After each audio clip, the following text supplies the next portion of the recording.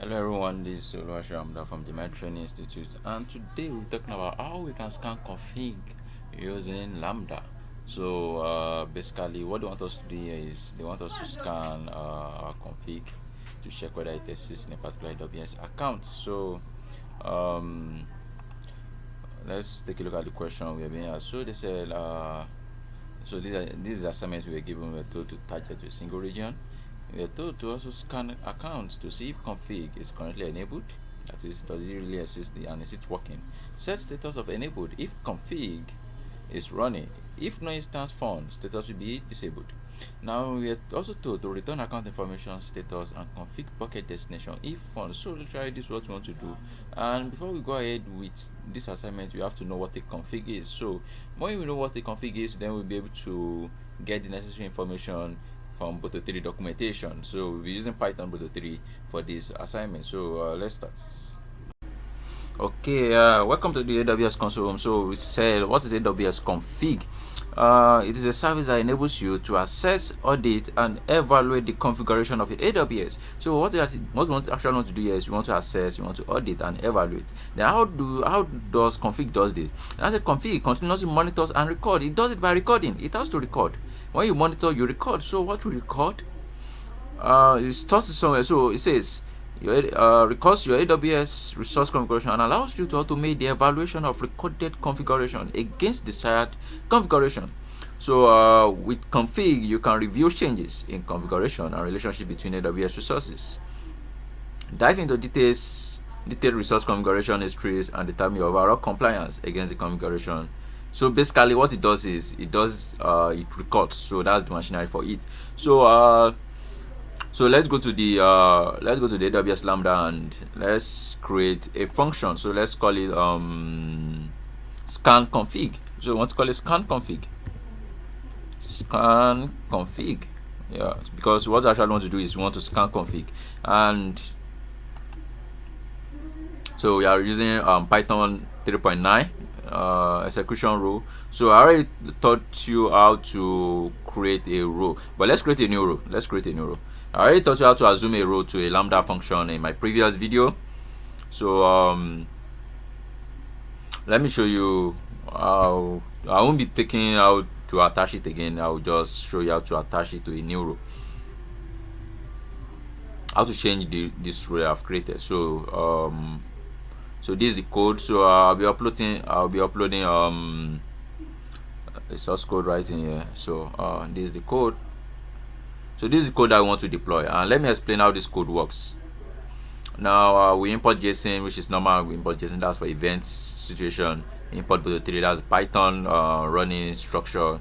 You import the operating system. Yeah, you have to import, but we are not really using operating system here. You import the operating system whenever you want to get log buckets, and probably you are hosting it outside, probably GoDaddy, you're hosting it around that side. So you import time, you import login. Login is just like instead of using print, you are using login. It gives back information. That's what it does. So we don't really need date and time. So let's remove this. So we import protocol exception in case there's an error.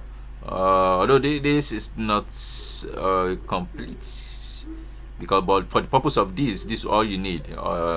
There's privacy, so every other codes are attached to the company profile, so you don't really need it. So so you have to call the client, that's config client, and also call the STS client to assume a row. So your logger, which is login, you have to define it. So you define your logger, and actually this is an event, so it's attached to the company's company's profile. So we are not really using it, so we return back as string, so we don't really need it. Now the STS, so we define our STS client. We don't really need this again because we already defined it up there. So yeah, we don't need them. So we don't need this. Then account data, that's also the function of the STS. So account name is called account data, so it's going to get the account data, that's the account ID. The role, that's the assumed role, the role we are assuming to this lambda function. So we now call on STS to assume this particular role to this.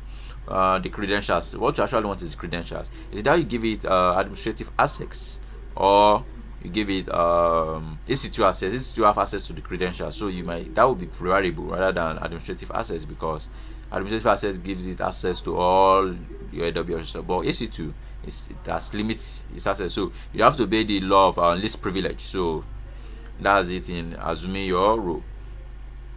Now STS clients, so this what this does is it goes ahead to get the credentials, that's your access key ID and access create access key session token. It gets them for you. Now describe delivery channel. So the first thing we want to do is we want to describe delivery channel. Why do we need delivery channel? Because we are told to get bucket name, so we need a bucket name actually.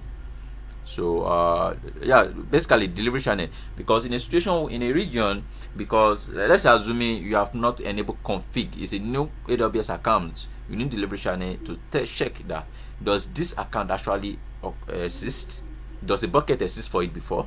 If it exists, it's going to proceed. As you can see, it says if length of our delivery channel, that's the bucket, if it returns something, it's going to proceed to this to get the bucket name. So that's what it's going to do. We already say for Kong in this, so it's going to produce this, and we are defining conf. So X, that's if it does not actually exist before, if the bucket does not exist before, it's going to it's going to give back this information that currently is being disabled, that is you don't have them yet, so it has not been enabled in that AWS region yet. And then the print and the return, print is just for the login, for the log data and return response. So that's what it does. And now if it obeys this law, it's going to skip this and execute this. So describe configuration recorder status. So what we actually want to do is we want to describe configuration recorder status.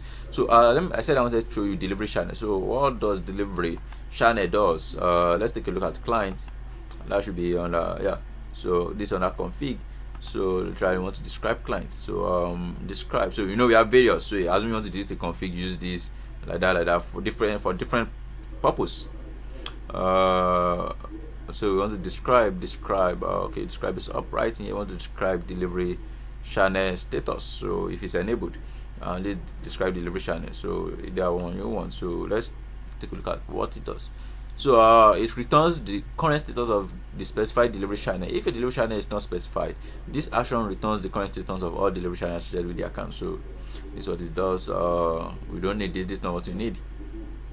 So actually what we want is the S3 bucket. So that's why we are using this. That's why we are using the describe delivery channel. We want to describe the channel. How does it look like? That's what you actually want. That's what we want to scan. Does it really exist? If you want to describe something, it has to exist. So that's what we need this for. And the next one was the next one we talked about is recorder. So you have to get recorder status. So the recorder status, what it does is it returns the current status of the specified configuration recording. If a recorder is not specified, the action return. So basically, you can only have one recorder per region. So it's just one. So so what it's going to return is the recording working? Is it true? Is it working presently? If it's not working, definitely it has been disabled. So the last time you start it, the last time it stops, and every other thing. So it's going to does it back. So that's what this the describe status does. So as you can see, this is what it does. Then the configuration recorder name, this way it is. As you can see under the response, configuration recorder names, then you are asking it to print this response. Now if status, we are telling it to print status enabled. If Kong is recording, that is, if this is actually recording, Kong recording, as if it's recording, then it should print this. If recording is true, if it is true, it's going to print enabled. Else it's going to print disabled. That is, whether it is false or it does not exist, it's going to print disabled. Yeah, whether it's false, it's going to print disabled. Now then it's going to return back this information. If it is yeah, if it is true, it's going to return back this information. And if it's not true, it's going to return back this information. So it's going to return back this information if it is not true. Then this else basically was with this, that if it does not exist, it's not going to print out this source code. It's not going to print out the response metadata. So definitely it won't run, and it's going to return back this information. So basically that's all what it does, and that's just everything. So everything works step by step. So anytime you are stating your code, you make sure that the failure of one is going to stop the running of every other code right in here. So that's how you go about config. So let's take a look at this. Now the region specified here is US is to 1. So let me deploy this. Yeah, let's deploy it and let's see what's going on in US is to 1. So deploying is safe. So let's take a look at this. Let's create an event name, scan. Let's call it scan. So you can give it any name you like. So let's create scan. So let's test this. Okay, so it says the assume row. It said, we didn't change the name, so I initially run this way. So the assume row, we don't have an assume row for it here. That is, you can't assume that specific row. So what we are going to do is we are going to change the IMI row attached to it to the one that has the assume row. I already taught you how to do it in previous video. So you come to configuration and you click on edit. Yeah, it should be this edits. Click on edit, then use an existing row. Config LAMBDA does that for us. Yeah, config LAMBDA.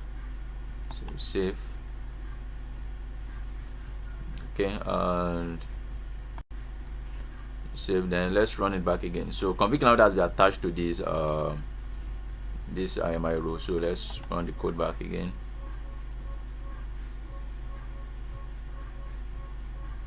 So we're going to test it. As you can see, it says currently enabled in which region. So which region is it currently enabled? US East 1. And what is it doing there? Is it recording?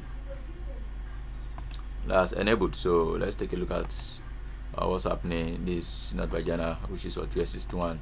So let's take a look at what's happening there. Okay, sorry for the network. So it's currently taking inventory. So let me see, still loading. That's what it does. So it's currently enabled in this region. So let's assume we turned it off. And what's going to happen? I think they have a problem with their server for now. So let's go to another region. They have a problem with their server for now. So it's currently slow. That's high latency. So let's assume we are going to another region like US is 2, and let's take a look at what's going to happen right in here. So is our code going to work when we haven't created any config before? That's the main thing. So here now, config has not been created in this particular region presently. Or let me say I've deleted the config created, the config recorder created here, and that's what the US is 2. So let's take a look at US is 2 and let's see what's going to happen right in here. So let's see whether it's going to print disabled or nothing. So let's deploy. Or it's going to print an error if it doesn't exist. So because it doesn't exist, it's going to print an error. Let's take a look at it. Okay, disabled. So and that's which code runs right in there. The code running right in there is this. The S3 bucket exists. So because config was a particular config has already been created before, so it has a bucket. So it skip this. It has a bucket. So this it obeys this in that specific region. Then this it obeys this, so automatically it's going to run this code. Yeah, it runs this code. This code is running. So and let's take a look. It says disabled, right? Disabled. So let's create a particular config in that region and let's see what's going to say.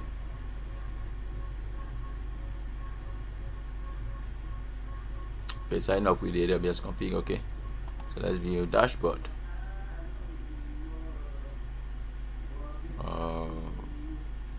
Okay, it's loading. It's still loading. So basically, that's how you interpret the Photo 3. You were told to the first thing is you check the environment first. Okay, AWS config. What are the basic things right in there? You check the settings. What are those things that runs it? As you can see, you have the recorder, you have the delivery method. These two things runs it. So the recorder must be on. As you can see, it says recorder is on. Whether it's on or off, you have to specify the recorder. Then delivery method. So anytime you want to scan, you have to check. You have to describe the recorder status, and you also have to check the delivery method. So those two things, that's what's taking place. So any AWS service that you want to scan, you have to check the settings and see the most important aspect of it. So that's how you take a look at our Photo 3 documentation. So currently it's on. So let me test it again and let's see. Previously it said disabled, so now it's enabled, and this is the account data and this is the config. This service, that's the config service. So that's how you go about it. Now let me up this. So you can edit it right in here. You can off it.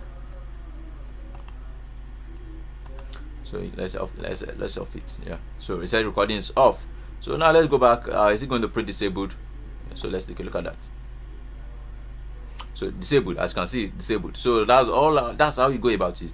So that's how you go about creating config. So you can get the code link in my GitHub account, and yeah, you get it in my GitHub account. So remember to subscribe to my YouTube channel to receive more updates. In my next video, I'll be talking about how to modify a config after scanning.